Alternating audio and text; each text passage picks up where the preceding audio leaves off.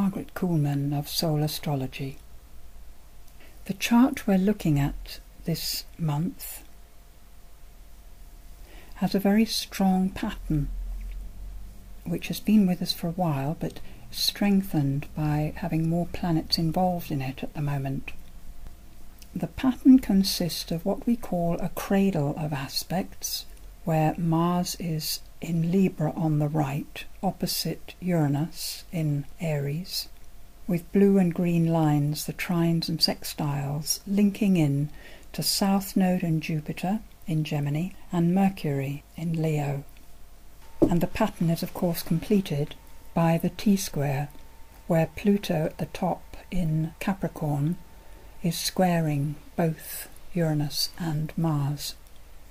The pattern happens when each planet occupies a similar position in its sign to the others. So these planets are all occupying 7, 8 and 9 degrees of their signs, with all the aspects that I use here being multiples of 30 degrees.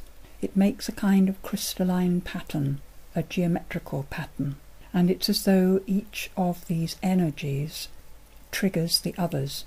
So whatever happens, whatever's going on, whatever use we're putting our energy towards, it's the whole of us that responds. We are involved. Mars, being part of the pattern, energizes it even more noticeably, and Mercury connecting in means that we can be aware of it, that it has to do with our communication, learning about communication and the particular way that our communication will work, what works best. With Mercury in Leo, it tends to be quite upbeat, so that any difficulties that arise can actually be offset by a smile, a joke maybe, just recognizing the amazing incongruity of the human experience, having fun with it. While Mercury is retrograde anyway, we need to have an attitude like this, because we often find through a slight lack of focus on the present, what's actually going on, that we trip up over awkwardnesses, bits of our plans that we didn't properly check, those bits of a set of instructions which we forget to say, which make all the difference. So a happy shrug is probably the best way of dealing with those awkwardnesses. You will probably have noticed already some of the difficulties that can arise in communication. This will be partly reflected by Mars having squared Pluto exactly on the 17th of July, revealing some hidden things, very possibly revealing wounds that we might have preferred to keep to ourselves and usually do, and finding suddenly that we've just said something or reacted in such a way that other people notice our pain. We notice the pain of other people that they may have kept hidden before.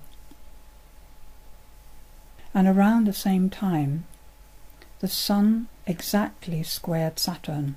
You can see in this chart, with Sun and Moon at 26 degrees Cancer, they are just past the square to Saturn, who is still at 23.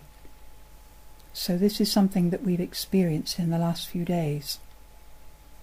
With the Sun and Moon, the new moon, being in Cancer, it's focusing very precisely on our emotional world. And Saturn, being at odds with it, enables us to see exactly what we feel by the reactions that we get from our expression. So combined with that revealing quality of Mars square Pluto, you may already have experienced some interesting misunderstandings, and with Mercury's lightness followed it up with healing.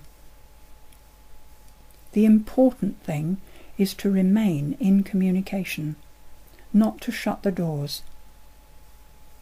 Whatever has been said will have had the emotions of years past experience behind it, and therefore not necessarily relating to the moment much at all. The triggers for these emotional expressions lie way in the past, so it's so important not to take the whole thing personally.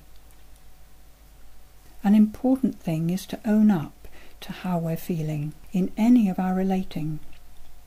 So relating to a person or a situation or a task you have to perform, the emotions with which you relate will impact on the situation or the person. So the result that you get will be telling you about yourself as well as the situation or person you're relating to. Owning up to our part is the important piece. Each person is responsible for their own part, not for other people's. Sometimes we feel prepared to own up to being hurt rather than to the anger which the hurt produces.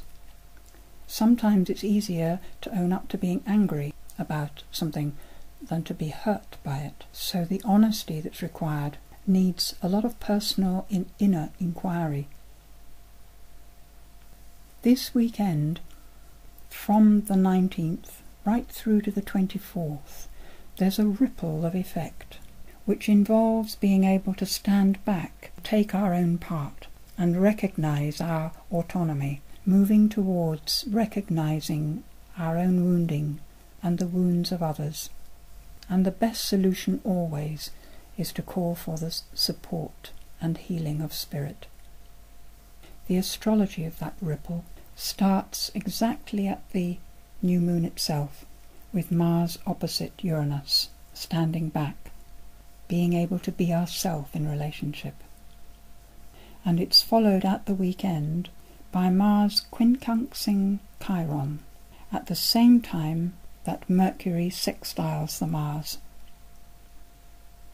So the light-heartedness bringing healing, and finally Mercury trines Uranus on the 24th, enabling us to let go of whatever it was, let go of the situation, water under the bridge. A lovely background energy is Jupiter in Gemini on the South Node, Jupiter ruling the North Node in Sagittarius. So it's as though there are so many ideas popping up, lots of possibilities, scanning the past to see what we know, and trying it all out to see what works best. With Sagittarius there's always another way of doing things, so no setback is final. Can you accept the dear love that the universe has for you? The stars, as far as you can conceive, and further.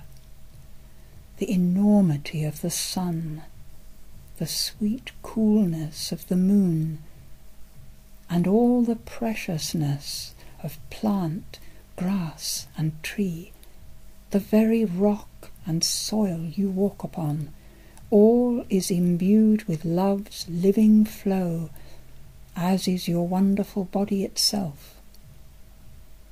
You are held and fed, supported in your daily desires, lifted and smiled upon, your experience shaped to broaden your reach and grow your understanding. Receive, and your consciousness will naturally direct the flow of love to feed and support your world in ways that please you and bring you joy. When you reject this offered flow of love, your heart dries up. Relationships shrink from want of breath, and you feel stuck and purposeless. Relax, let go, release your lungs, allow yourself to breathe in love and feel again the surge of joy that is the gift of life.